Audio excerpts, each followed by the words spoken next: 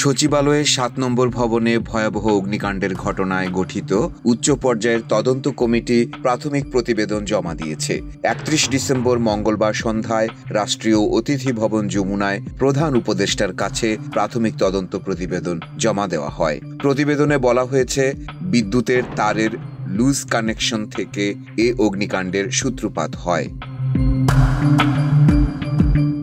তদন্ত কমিটির পক্ষ থেকে প্রধান উপদেষ্টার সামনে প্রাথমিক প্রতিবেদনের একটি পাওয়ার পয়েন্ট প্রেজেন্টেশন দেওয়া হয়। এতে সচিবালয়ের অবস্থান ও বিভিন্ন ভবনের নকশা তুলে ধরা হয়। সেই সঙ্গে ৭ নম্বর ভবনের বর্ণনা দেওয়া হয়। প্রতিবেদনে বুয়েট বিশেষজ্ঞ দলের পর্যবেক্ষণ উল্লেখ করে বলা হয়, আগুনের উৎপত্তিস্থল ৭ নং ভবনের ৬ তলার লিফট লবি সংলগ্ন করিডোর থেকে বলে প্রাথমিকভাবে ধারণা করা হয়। পরবর্তী সময়ে সিসিটিভি ফুটেজ পর্যবেক্ষণে যার সত্যতা পাওয়া যায়। আগুনের সূত্রপাত ২৬/১২/২০০৪ তারিখ রাত আনুমানিক ১:৩০ থেকে ১:৪০ ঘটিকার মধ্যে। প্রথম যখন আগুন শনাক্ত করা হয়, ফায়ার ফাইটারদের সাক্ষ্য ও উত্তর দিক থেকে নেওয়া ভিডিও বিশ্লেষণ করে দেখা যায়, আনুমানিক রাত ২ ঘটিকার সময় আগুন বিকশিত স্তরে চলে যায়। সিসিটিভি ফুটেজে দৃশ্যমান বৈদ্যুতিক স্পার্ক থেকে অগ্নিকাণ্ডের সূত্রপাত হয়। সাধারণত সকেট প্লাগে লুজ কানেকশন, কেবলে ফল্টি জয়েন্ট, কন্ট্যাক্ট সারফেসে অক্সিডেশন ইত্যাদি কারণে বৈদ্যুতিক স্পার্ক হয়ে থাকে। উক্ত স্পার্ক সংলগ্ন এলাকায় ধোঁয়া ও আগুনের উৎপত্তি হয়, যা ক্রমশ ফ্ল্যাশ ওভারে পরিণত হয়। এটি একটি ভয়াবহ অগ্নিকাণ্ড। এ ধরনের অগ্নি নির্বাপন প্রক্রিয়ায় ব্যবহৃত পানির প্রবাহে ভস্মীভূত ধ্বংসাবশেষের অধিকাংশ আলামত ক্ষতিগ্রস্ত হয়। ভবনে কোনো ধরনের ফায়ার ডিটেকশন সিস্টেম না থাকায় প্রাথমিক ও বিকশিত অবস্থায় আগুন শনাক্ত করা যায়নি। টানেল সদৃশ করিডোরের ফলস সিলিং দাহ্য ও অতি দাহ্য পদার্থ দিয়ে আচ্ছাদিত থাকায় আগুন অতি দ্রুত ছড়িয়ে পড়ে। ভবনের লিফট ও সিঁড়ির অপরিকল্পিত নকশার কারণে চিমনি এফেক্ট সৃষ্টি হয়, যাতে অগ্নিশিখা দ্রুত ঊর্ধ্বমুখী প্রপাগেশন করে ৬ তলা থেকে ৭, ৮ ও ৯ তলায় ছড়িয়ে যায়, যা ভিডিও ফুটেজের মাধ্যমে নিশ্চিত করা হয়।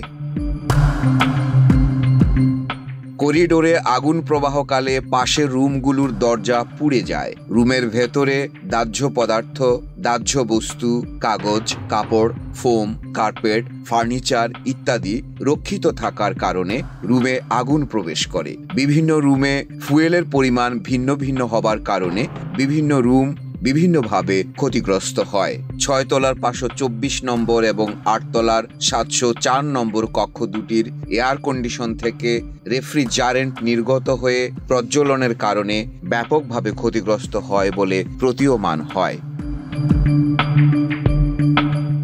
বাংলাদেশ সেনাবাহিনীর বিশেষজ্ঞ দলের পর্যবেক্ষণ উল্লেখ করে বলা হয়, বাংলাদেশ সেনাবাহিনীর বিশেষজ্ঞ দল কোনো ধরনের বিস্ফোরক ব্যবহার করে নাশকতামূলকভাবে আগুনের সূত্রপাত ও বিস্তার করা হয়েছে কিনা তার সম্ভাব্যতা যাচাই করা হয়েছে।